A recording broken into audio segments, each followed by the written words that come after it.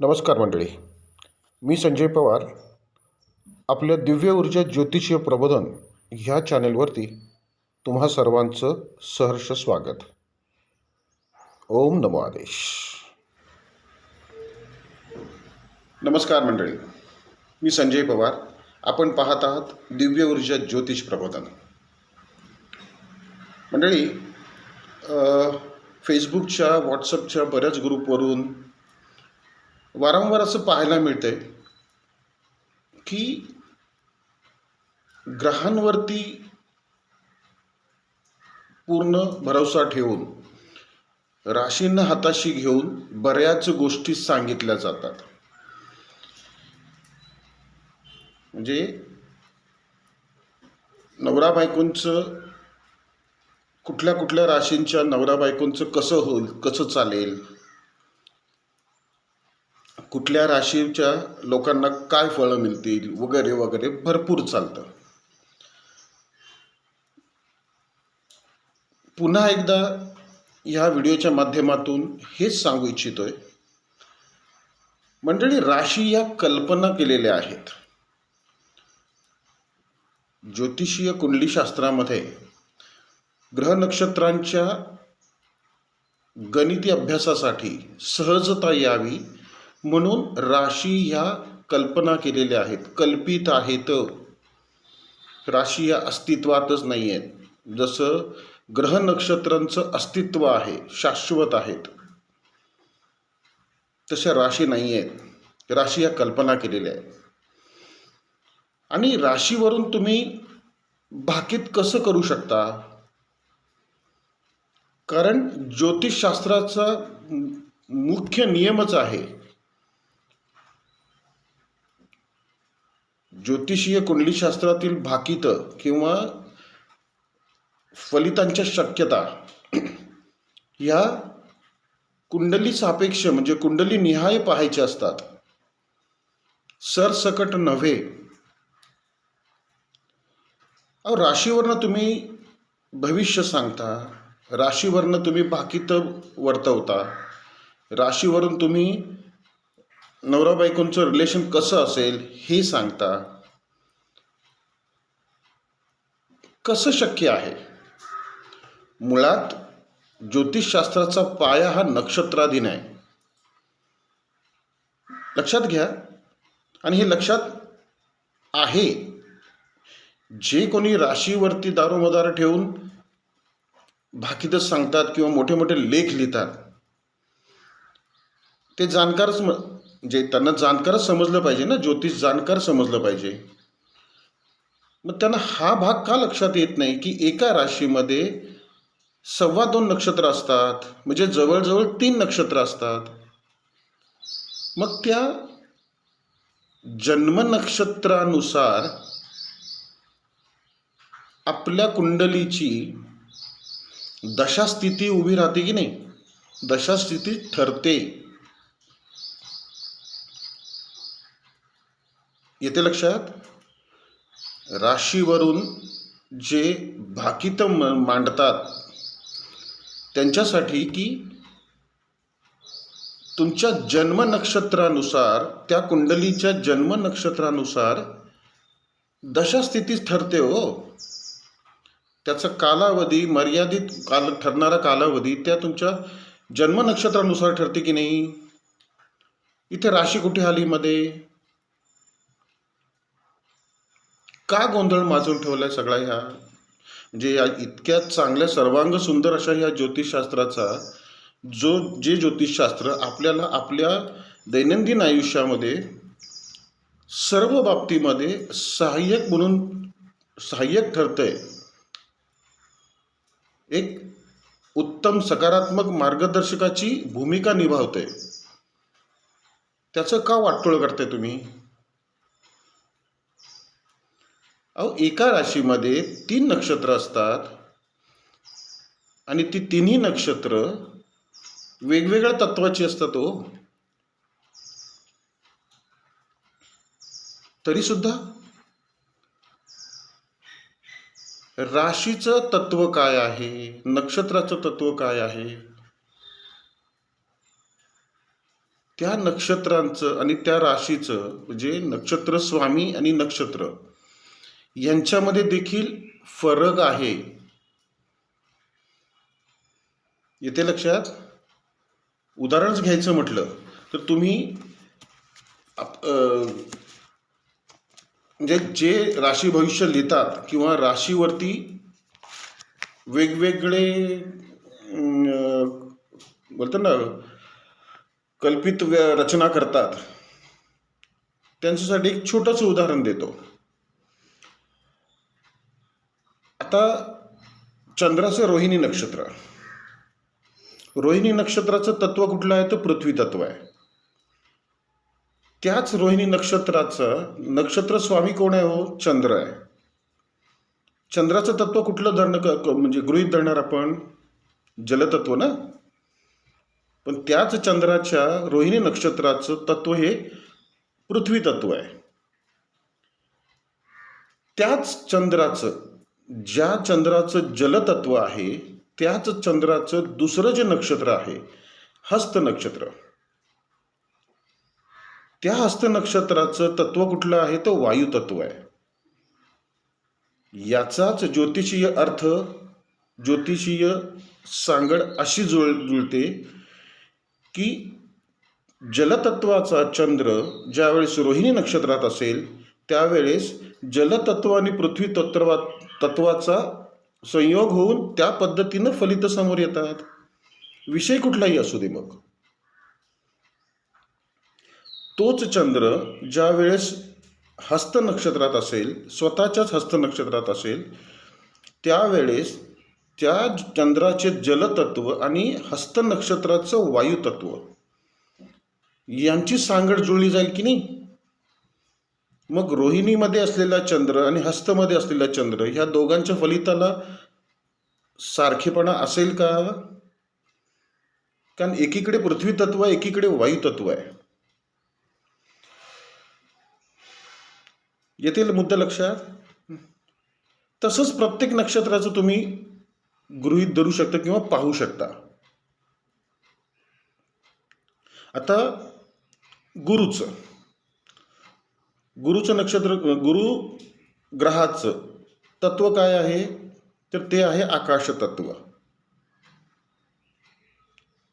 गुरुचंच नक्षत्र आहे पुनर्वसू.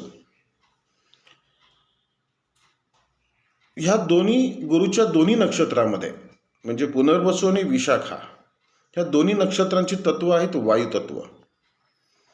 त्याच गुरुच्या तिसरं जे नक्षत्र आहे पूर्वा भाद्रपदा, त्याचं तत्व मात्र अग्नितत्व आहे.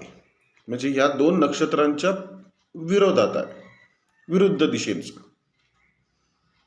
गुरुचं तर आकाश तत्व तसंच आहे ना, पण ह्या 3 नक्षत्रामध्ये वावरताना तो गुरु गोचर करत असताना त्या गुरुची फलितं पुनर्वसू आणि विशाखामध्ये वायुतत्वाची सांगड घालून फलितं समोर येणार की नाही. पण तोच गुरु ज्यावेळेस पूर्वा भाद्रपदा नक्षत्रात असेल त्यावेळेस अग्नितत्वाची झलक मिळणार की नाही तिथे. हे प्रत्येक ग्रहाचं आहे ना. इथे राशी आल्या कुठे? जे वास्तवात प्रत्यक्षात घडतंय त्याचा विसर पाडून कसं चालेल? कशाला हे अवडंबर माजवत आहे? आणि ह्या अवडंबरामुळे सर्वांग सुंदर अशा सदुपयोगी ठरणाऱ्या शास्त्राची वाट लावून ठेवताय तुम्ही. दुसरा प्रश्न म्हणजे दुसरी मुद्दा असा, कुठल्याही ग्रहांची युतीबद्दल आपण लेख लिहितो, ग्रहाबद्दल लेख लिहितो, योगांबद्दल लेख लिहितो, संदर्भ दिला जातो. पराशरी बरेच ग्रंथांचा संदर्भ दिला जातो, बरोबर ना. त्या विषयाचा त्या ग्रंथामध्ये भाग कुठे येतो, तो भाग कधी तुमच्या समोर आणलाय त्या लेखकांनी?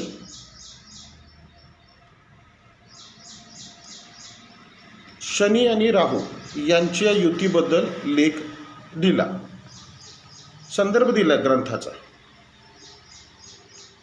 पण शनी आणि राहू यांच्या युतीची फलितं त्या ग्रंथामध्ये 27 नक्षत्रांना गृहीत धरून दिलेली आहेत का? त्या ग्रंथामध्ये तुम्ही जो संदर्भ देताय त्या ग्रंथाच्या संदर्भामध्ये तुम्ही घेतलेला म्हणजे मांडावयास घेतलेला जो विषय आहे त्या विषय संदर्भातून कुठे मांडणी आहे त्या ग्रंथामध्ये, कुठल्या खंडामध्ये, कुठल्या कोणत्या प्रकरणामध्ये, कुठल्या अध्यायामध्ये, कुठले त्याच्या ओव्या कुठल्या, काही नसतं ना. ते संदर्भ ग्रंथ लिहून टाकला बस. शनीचं तत्व कुठलं, तो कुठल्या नक्षत्रातला आहे, माझ्या व्ययस्थानामध्ये एक उदाहरण देते. माझ्या व्ययस्थानामध्ये शनी आणि राहूची युती आहे, म्हणून मला म्हणून तुम्हाला अमुक अमुक फलितं मिळत असतील. येतो लक्षात? आत्ता जो मुद्दा दिला तुम्हाला मी, आत्ता जो मुद्दा मांडला, ग्रह ज्यांना स्वतःचं फलित नाही, ग्रह ज्यांना स्वतःचा प्रकाश नाही, त्यांची दारोमदार सगळी कोणावर आहे? फलिताची आणि ऊर्जेची, प्रकाश ऊर्जेची. तर नक्षत्रांवरती दारोमदार आहे, त्यांची नक्षत्रावर अवलंबून आहे. आणि त्या नक्षत्रात देखील ही तफावत आहे तत्वाची. काय फलित तुम्ही सांगताय, मांडताय? बरं, फलित मांडताय हे निवडक विषय घेऊन, निवडकच विषय घेता ना. आज प्रत्येक स्थानामध्ये विषय किती असतात? तो ग्रह ज्या स्थानामध्ये असतो त्या स्थानाच्या विषयांवरती प्रभावी ठरतो. पुन्हा त्याच्या सप्तम दृष्टीमध्ये येणाऱ्या स्थानात देखील तो प्रभावी ठरतो, त्या स्थानातील विषयांवरती. त्याचसोबत त्या ग्रहांना विविध दृष्ट्या दिल्यात ना, मग त्या दृष्टीत येणाऱ्या स्थानातील विषयांवर देखील त्याचा प्रभाव त्याच गोचर अवस्थेनुसार होतो की नाही? कशासाठी तुम्ही नको ती फलित उगाच अवडंबर माजवले त्याचं?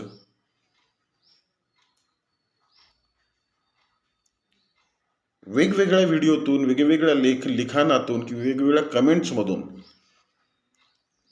बऱ्याचदा आमच्यासारखे बरीच लोक हे सांगायचा प्रयत्न करतात. आमच्यासारखे थोडेसे स्पष्ट बोलणारे मांडतात देखील, सांगतात देखील. काही कळत असून गप्प बसतात, जाऊ दे म्हणतात, सोडून देतात. म्हणजे चुकीला बोलतात ना, पाठिंबा देतात नकळत. येथील मुद्दे लक्षात येत आहेत हे दोन? थांबवा हे. कुठेतरी स्वतःची काहीतरी स्वतःला वाटू दे ना. आपण काय करतोय, काय मांडतोय, शास्त्राला कुठे घेऊन चाललोय? अहो, साधं सहज सरळ सोपं शास्त्र आहे. उगाच त्यात क्लिष्टता वाढवून ठेवू नका. आतापर्यंत बरीच क्लिष्टता वाढवून ठेवली आहे. दैनंदिन जीवनामध्ये म्हणजे वर्तमान जीवनामध्ये ज्या समस्याला आपण सामोरे जातो त्या समस्या वर्तमान ग्रह गोचरीनुसार असतात की नाही? वर्तमानातील जी ग्रहस्थिती असते, ज्या नक्षत्रातून जी ग्रह जात असतात त्याप्रमाणे आपल्याला ते परिणाम दिसत असतात आपल्यावरती, आपल्या प्रत्येक विषयावरती. मग त्या वर्तमानातल्या प्रश्नांना वर्तमानातल्याच ग्रहस्थितीनुसार उत्तर शोधायची की नाही?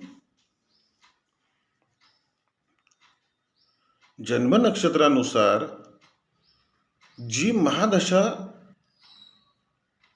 तयार होते, महादशा, अंतर्दशा, विदशा, प्रत्यंतर दशा, प्राणदशा वगैरे अनेक दशेमध्ये गुरफटत जातो आपण. त्या दशास्थितीचा जो ग्रह असतो, त्या दशेचा ग्रह असतो, त्याची म्हणजे किंवा त्याचे परिणाम आपल्याला कुठल्या पद्धतीने पाहायला मिळतात, तर तो ग्रह आत्ता वर्तमानामध्ये कोणासोबत आहे, कुठल्या नक्षत्रात आहे, कुठल्या स्थानातून गोचर करतोय, त्या स्थानातून दृष्ट्या कुठल्या कुठल्या स्थानावर आहे, ह्या सगळ्याचा एकत्रित अभ्यास म्हणजेच ती फलित असतात की नाही. का जन्मलग्न कुंडलीचा आधार घ्यायचा, तुमच्या कुंडलीमध्ये ग्रह अमुक ठिकाणी आहे, तुम्हाला असं असं होईल. अहो झालं ते जन्माच्या वेळेस त्या ग्रहाने त्याच्या मर्यादित ठरणाऱ्या गतीप्रमाणे त्यावेळेस ज्या नक्षत्रात होता त्या नक्षत्रानुसार त्या ग्रहाचं तत्व, त्या नक्षत्राचं तत्व ज्या पद्धतीने एकत्रित आले होते त्या पद्धतीने फलित देऊन मोकळा झालाय. त्याचा परिणाम घडलाय तुमच्यावर. आत्ताचा प्रश्न याचा तुमच्या जन्मलग्न कुंडलीशी काही संबंध नाही आहे. संबंध आहे, पण कसा? तर तुमच्या जन्मलग्न कुंडलीतला जो भावेश आहे तो त्या स्थानाशी रिलेट करतो, त्या स्थानाशी संबंधित ठरतो. याचा विचार करा थोडासा. राशी घेतल्या, सुरुवात झाली, ब्लॅ ब्लॅ ब्लॅ ब्लॅ सुरुवात.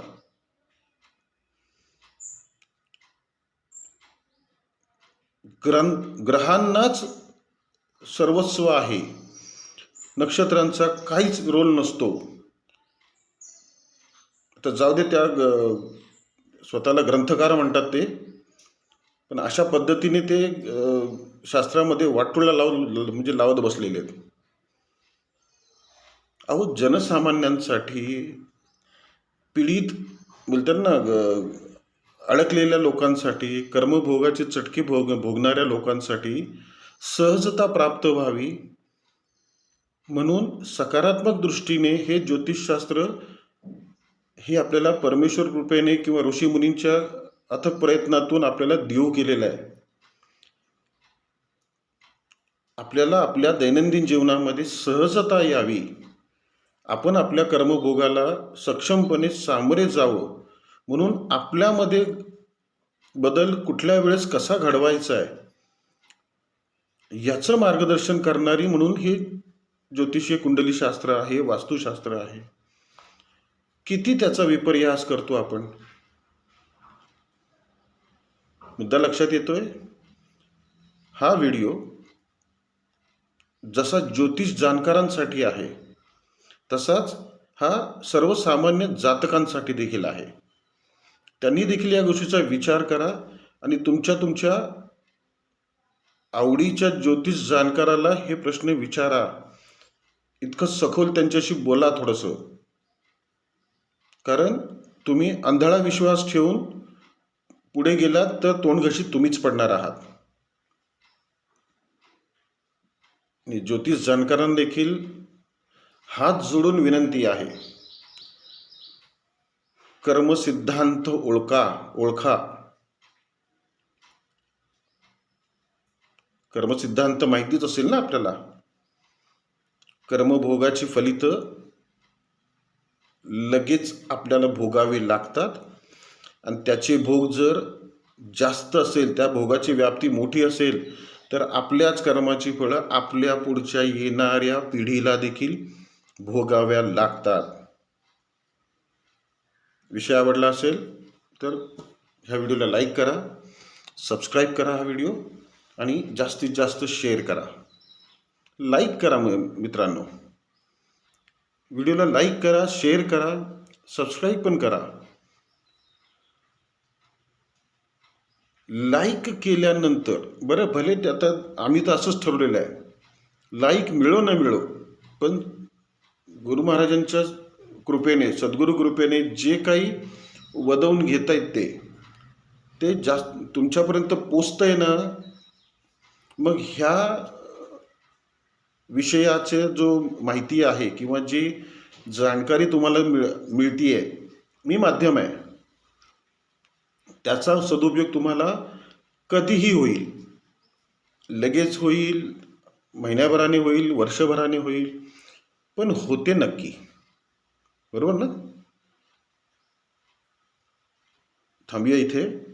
असाच एखादा विषय घेऊन पुढच्या व्हिडिओत येऊ. तोपर्यंत ओम नमो आदेश. शुभम भवतो.